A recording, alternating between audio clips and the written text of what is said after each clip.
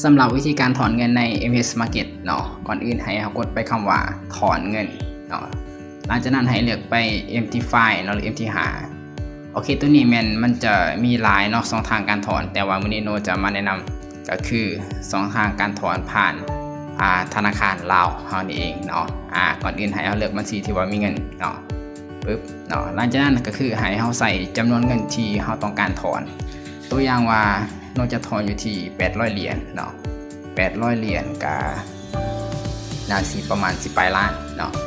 ตัวนี้ให้เราเลือกบัญชีของเราเนาะถ้าว่าใครยังไม่มีบัญชีให้เพิ่มบัญชีได้ใส่ข้อมูลรายละเอียดของเราต่างๆตามนี้เนาะถ้าว่ามีแล้วก็กดเข้ามาได้เลยเนาะหลังจากนั้นเนาะเลื่อนลงมาแล้วกดคำว่าถัดไปเรียนต่อไปเลยเนาะโอเคเราถ่ายอัปโหลดไปนึงตัวนี้รายละเอียดการฝากถอนเนาะถ้าว่าเราอ่านสำเร็จเรียบร้อยแล้วก็กดยืนยันมาเนาะแล้วให้ไปกดคำว่าฮับโอเคหลังจากนั้นให้ทุกคนเลื่อนตามนี้ปึ๊บเนาะแล้วมันจะส่งรหัสไปทาง Gmail เนาะไป Copy รหัสรหัสอันแทบแดงๆนี่เลยเนาะ Copy สำเร็จแล้วก็มาวางใส่หลังจากนั้นก็คือกดยืนยันเลยเนาะโอเคถือว่าสำเร็จเนาะหลังจากนั้นก็มีตั้งแต่รอท่าเงินเข้าเนาะก็จะมีประมาณนี้เนาะ